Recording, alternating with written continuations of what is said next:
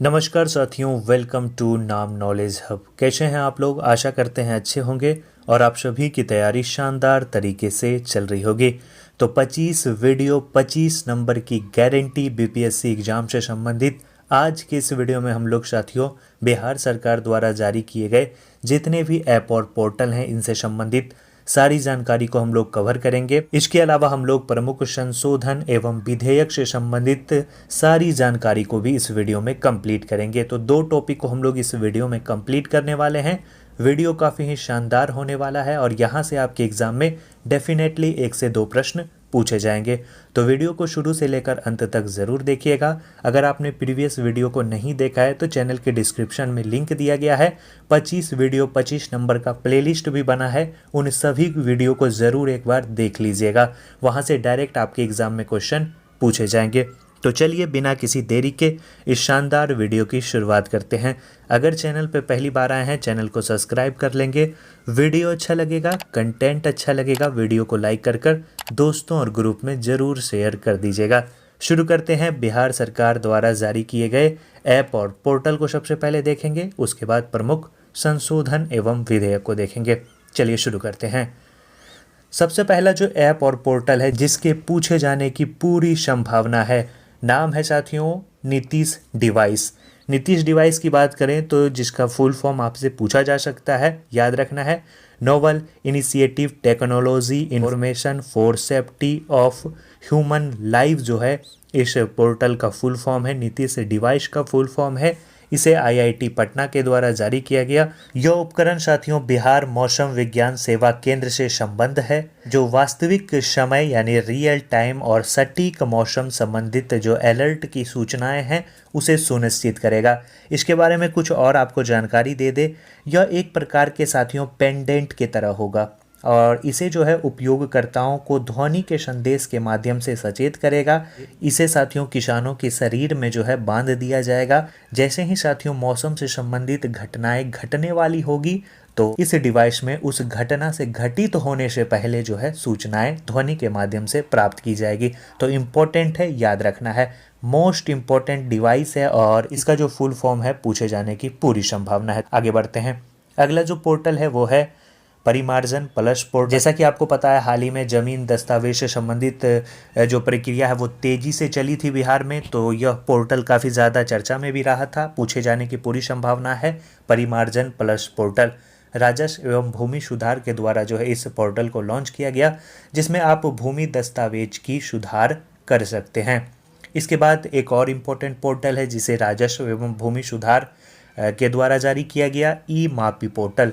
इस पोर्टल के माध्यम से आप जमीन मापी से संबंधित जितनी भी ऑनलाइन कार्य है उसके लिए साथियों इस पोर्टल का आप उपयोग कर सकते थे। तो 3 डिवाइस व पोर्टल को हम लोगों ने देख लिया। अब आगे बढ़ते हैं। अब जो साथियों अगला पोर्टल है ई आश्विन पोर्टल। ई आश्विन पोर्टल भी मोस्ट इम्पोर्टेंट पोर्टल है। किस विभाग के द्वारा जारी किया गया? तो याद रखना है ई आश्विन जो पोर्टल है वो स्वास्थ्य मंत्रालय के द्वारा जारी किया गया।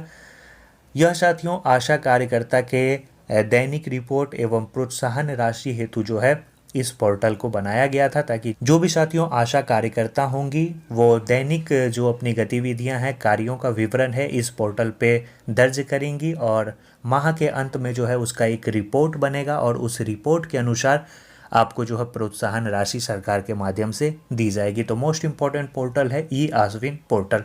अगला ऐप या पोर्टल है ई शिक्षा कोष। ई शिक्षा कोष जो है शिक्षा विभाग के द्वारा जारी किया गया।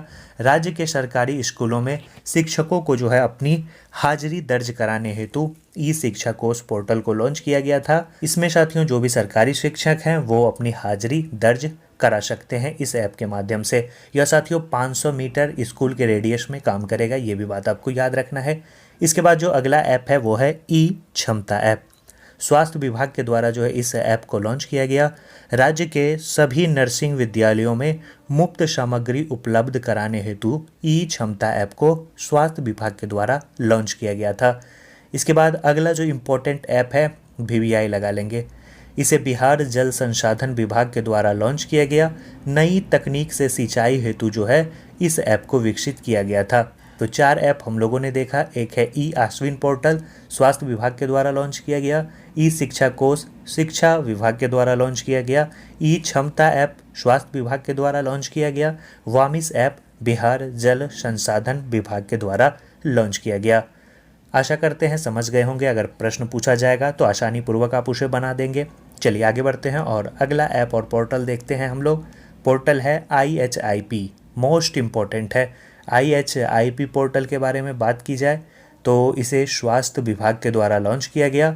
33 प्रकार की अन्य बीमारियों की रियल टाइम मॉनिटरिंग के लिए जो है इस पोर्टल को लॉन्च किया गया था स्वास्थ्य विभाग के द्वारा। अगला जो ऐप है वो है हेरिटेज ट्री ऐप, ये भी VVI लगा लेंगे। बिहार राज्य जैव विविधता पार्षद के द्वारा जो है इस ऐप को लॉन्च किया गया। इसका जो उद्देश्य था वो राज्यों के विरासत वृक्षों से संबंधित डेटा तैयार कर इनके संरक्षण के लिए हेरिटेज ट्री ऐप को लॉन्च किया गया था। किसके द्वारा लॉन्च किया गया था ये पूछा जा सकता है, तो बिहार राज्य जैव विविधता पार्षद के द्वारा। इसके बाद जो अगला ऐप है वो है वंडर ऐप, स्वास्थ्य विभाग के द्वारा इसे लॉन्च किया गया। गर्भवती महिलाओं की देखभाल एवं चिकित्सक सलाह उपलब्ध कराने हेतु जो है वंडर ऐप को लॉन्च किया गया था। मोस्ट इम्पॉर्टेंट ऐप है वंडर ऐप, स्वास्थ्य विभाग के द्वारा लॉन्च किया गया था। क्या उद्देश्य था? जितने भी गर्भवती महिलाएं हैं उनका देखभाल एवं उन्हें चिकित्सक सलाह उपलब्ध कराया जा सके इस ऐप के माध्यम से। अगला जो ऐप है वो है गृह दर्शन ऐप, गृह विभाग के द्वारा लॉन्च किया गया था। बिहार में कानून व्यवस्था को बेहतर बनाने के लिए गृह दर्शन ऐप को लॉन्च किया गया था। किसके द्वारा लॉन्च किया गया था? नाम से ही स्पष्ट है, गृह विभाग के द्वारा लॉन्च किया गया था। चलिए आगे बढ़ते हैं। साथियों वीडियो कैसा लग रहा है? वीडियो अच्छा लग रहा है लाइक ज़रूर कर दीजिएगा। आप लोगों के लिए लगातार मेहनत किया जा रहा है ताकि आपका कोई भी प्रश्न छूटे ना। तो चलिए आगे बढ़ते हैं और अगले पोर्टल की हम लोग चर्चा करते हैं। अगला जो पोर्टल है वो है फिलो पोर्टल।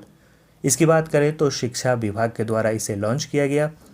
इसका जो उद्देश्य था वो 9वीं से 12वीं कक्षा के छात्र छात्राओं को निःशुल्क शिक्षा प्रदान करने के लिए फिलो पोर्टल को लॉन्च किया गया था।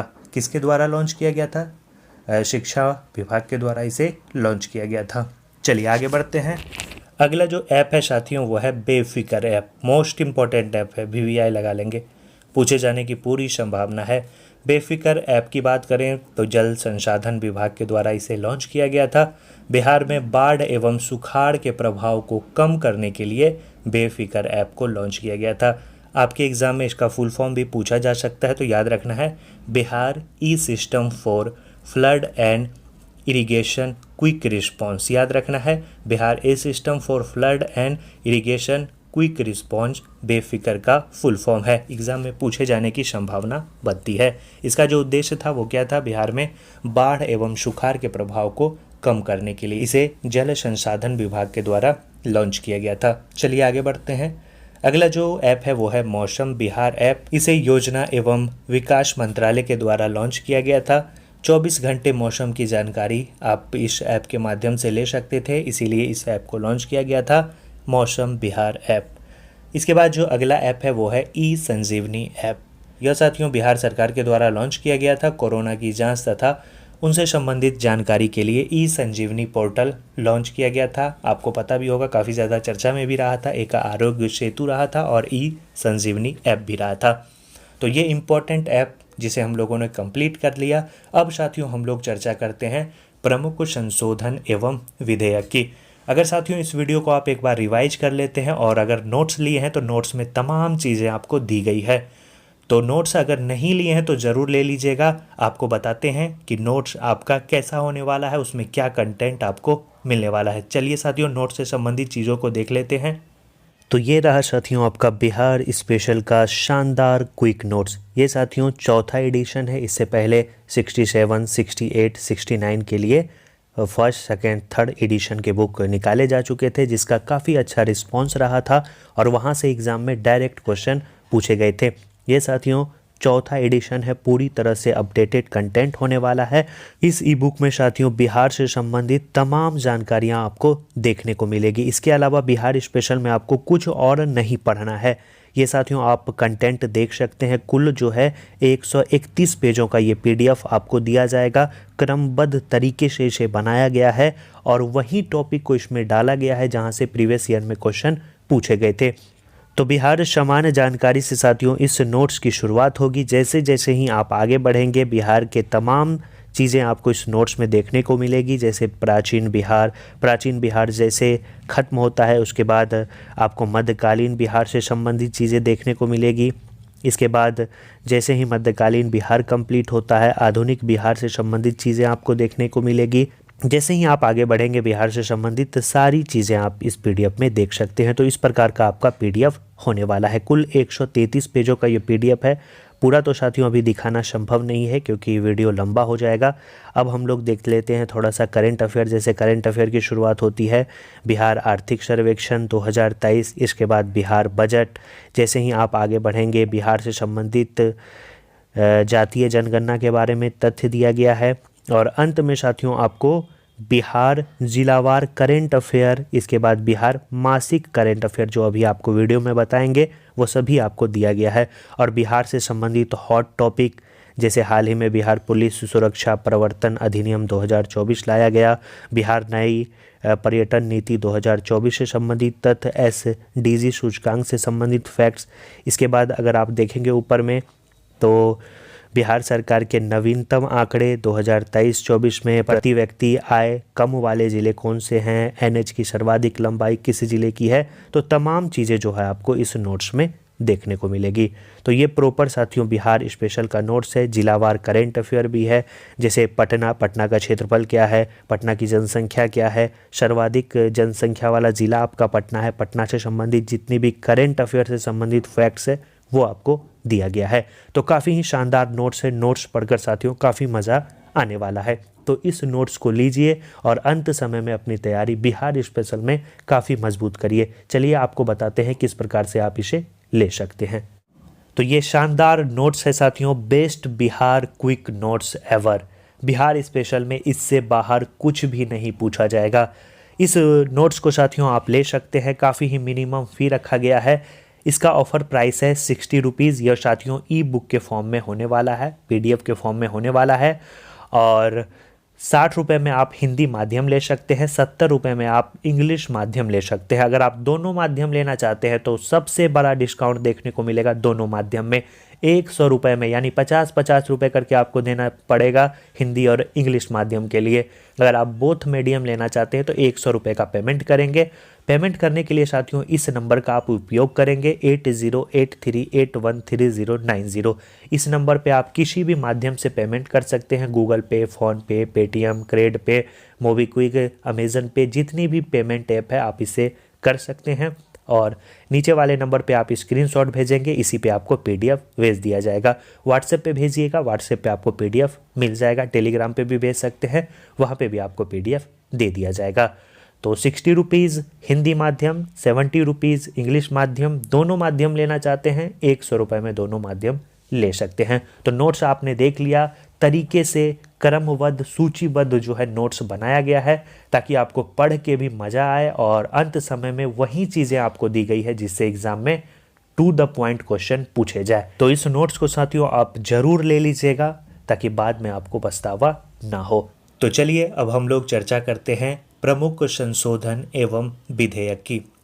सबसे पहला जो संशोधन एवं विधेयक है वो है बिहार तकनीकी सेवा आयोग संशोधन विधेयक 2024। यह जो विधेयक है साथियों वो बिहार तकनीकी सेवा आयोग अधिनियम 2014 को संशोधित करेगा। अब स्वास्थ्य विभाग के अधीन बिहार स्वास्थ्य सेवा संवर्ग के समान चिकित्सा पदाधिकारी, विशेष चिकित्सा पदाधिकारी इत्यादि पदों पर बिहार तकनीकी सेवा आयोग द्वारा चयन एवं अनुशंसा की जाएगी। इस विधेयक में साथियों इसकी बात की गई। 2014 में जो अधिनियम बना था उसे यह संशोधित करके अब स्वास्थ्य विभाग के अधीन बिहार स्वास्थ्य सेवा संवर्ग के समान चिकित्सा पदाधिकारी, विशेष चिकित्सा पदाधिकारी इत्यादि पदों पर बिहार तकनीकी सेवा आयोग द्वारा चयन एवं अनुशंसा की जाएगी। इसके बाद जो अगला विधेयक आया था वो था बिहार संस्कृत शिक्षा बोर्ड संशोधन विधेयक 2024। यह बिहार संस्कृत शिक्षा बोर्ड अधिनियम 1981 को संशोधित करेगा। संस्कृत शिक्षा की संरचना को पुनर्गठित एवं नई शिक्षा नीति के अनुरूप बनाना इस संशोधन विधेयक का जो है मुख्य लक्ष्य है, इसलिए साथियों इसे संशोधित किया गया। यह साथियों बिहार संस्कृत शिक्षा बोर्ड अधिनियम 1981 को संशोधित कर बनाया गया। चलिए आगे बढ़ते हैं। अगला जो इम्पोर्टेंट विधेयक है उसे हम लोग देखेंगे। विधेयक है बिहार लोक सुरक्षा उपाय प्रवर्तन विधेयक 2024। VVI लगा लेंगे, पूछे जाने की पूरी संभावना है। इसके तहत साथियों राज्य के प्रतिष्ठानों, वाणिज्यिक केंद्रों, अस्पताल, बैंक, धार्मिक स्थल, शैक्षणिक संस्थान, खेल परिसर, रेलवे स्टेशन आदि स्थलों पर CCTV कैमरा एवं सुरक्षात्मक जो उपकरण है वो लगाए जाएंगे। इसलिए साथियों इस विधेयक को लाया गया, बिहार लोक सुरक्षा उपाय प्रवर्तन विधेयक 2024। अगला जो विधेयक है वो है बिहार राज्य मदरसा बोर्ड संशोधन विधेयक 2024। यह बिहार मदरसा शिक्षा बोर्ड अधिनियम 1981 को संशोधित करेगा। मदरसा शिक्षा की संरचना को पुनर्गठित एवं नई शिक्षा नीति के अनुरूप बनाने की बात इस विधेयक में कही गई और यह 1981 के विधेयक को संशोधित कर बनाया गया। अब मदरसा शिक्षा की जो संरचना है उसे साथियों पुनर्गठित किया जाएगा और नई शिक्षा नीति के अनुरूप उसे बनाया जाएगा। बिहार राज्य मदरसा बोर्ड संशोधन विधेयक 2024 में यह बात कही गई। चलिए आगे बढ़ते हैं। अगला जो विधेयक है वो है बिहार राज्य महिला आयोग संशोधन विधेयक 2024। यह बिहार राज्य महिला अधिनियम 1999 को संशोधित करेगा। इसके लागू होने के बाद वर्तमान कार्यरत बिहार राज्य महिला आयोग को भंग कर दिया जाएगा। याद रखना है, जैसे ही साथियों यह लागू होगा वर्तमान में जो कार्यरत बिहार राज्य महिला आयोग है उसे भंग कर दिया जाएगा। तो मोस्ट इम्पॉर्टेंट है, पूछा जाएगा कि बिहार राज्य महिला अधिनियम कब आया था, तो 1999 में आया था और उसे जो है अब संशोधित किया गया। जैसे ही यह साथियों लागू होगा वर्तमान में जो बिहार राज्य महिला आयोग है वो भंग हो जाएगा। आगे बढ़ते हैं। अगला विधेयक है बिहार राज्य बाल श्रमिक आयोग संशोधन विधेयक 2024। यह बिहार राज्य बाल श्रमिक आयोग अधिनियम 1996 को संशोधित करेगा। इसका जो उद्देश्य है वो बिहार राज्य बाल श्रमिक आयोग के कार्य प्रणाली में गुणात्मक परिवर्तन लाना है। इसके लिए साथियों इसे संशोधित किया गया ताकि बिहार राज्य बाल श्रमिक आयोग के कार्य प्रणाली में गुणात्मक परिवर्तन लाया जा सके। चलिए आगे बढ़ते हैं। अगला जो साथियों विधेयक है वो है बिहार राज्य अल्पसंख्यक आयोग संशोधन विधेयक 2024। यह बिहार राज्य अल्पसंख्यक आयोग अधिनियम 1991 को संशोधित करेगा। इसमें सरकार द्वारा अल्पसंख्यकों को धार्मिक और भाषाई अल्पसंख्यकों के रूप में परिभाषित किया गया है। याद रखेंगे, बिहार राज्य अल्पसंख्यक आयोग संशोधन विधेयक 2024 के द्वारा क्या कहा गया। इसमें साथियों सरकार द्वारा अल्पसंख्यकों को धार्मिक और भाषाई अल्पसंख्यकों के रूप में परिभाषित किया जाएगा। आगे बढ़ते हैं और आज का लास्ट विधेयक अधिनियम देखते हैं, बिहार मूल्यवर्धित कर संशोधन विधेयक 2024। यह साथियों बिहार मूल्यवर्धित कर अधिनियम 2005 को संशोधित करेगा। इसके तहत राज्य सरकार आवश्यकता अनुसार किसी वर्ग अथवा श्रेणी के करदाताओं को अधिनियम के अंतर्गत विहित विवरणियां दाखिल करने से छूट प्रदान करने की शक्ति इसमें जो है आपको प्राप्त होगी। याद रखना है, बिहार मूल्य वर्धित कर संशोधन विधेयक 2024 में यह बात कही गई। यह साथियों बिहार मूल्य वर्धित कर अधिनियम 2005 को संशोधित कर बनाया गया। तो जितने भी इम्पोर्टेंट संशोधन एवं विधेयक थे उसे हम लोगों ने कंप्लीट कर लिया। ये साथियों जो इम्पोर्टेंट थे उसे ही करवाया गया। इससे पहले हम लोगों ने ऐप और पोर्टल को देखा। शॉर्ट टॉपिक है लेकिन एग्जाम में प्रश्न यहाँ से पूछे जा सकते हैं। तो आशा करते हैं इस वीडियो से आपको काफ़ी चीज़ें सीखने को मिली। वीडियो को लाइक कर दीजिए और चैनल को साथियों आप लोग वीडियो देखते हैं सब्सक्राइब नहीं करते हैं। सब्सक्राइब करने में कोई पेमेंट नहीं देना होता है, हमें मोटिवेशन मिलता है। आपका परिवार है, आपको ही बड़ा करना है, तो ज़रूर इसे लाइक शेयर सब्सक्राइब कर लीजिएगा। चलिए मिलते हैं नेक्स्ट वीडियो में। अपनी तैयारी जारी रखिए, नोट्स ज़रूर ले लीजिएगा, ज़्यादा से ज़्यादा रिवीजन करिए, प्रैक्टिस करिए। अंत समय है, वहीं चीज़ों को पढ़िए जहां से एग्ज़ाम में प्रश्न पूछे जाए। अन्य फालतू चीज़ों पे अपना समय बर्बाद मत करिएगा, क्योंकि एक एक दिन आपके लिए इम्पोर्टेंट होने वाला है। थोड़ी सी अगर आप लापरवाही करते हैं तो रिजल्ट से चूक जाएंगे। बड़ी वैकेंसी है, हाथ से मत जाने दीजिएगा। चलिए अपना ख्याल रखिए, मिलते हैं नेक्स्ट वीडियो में। जय हिंद, जय बिहार।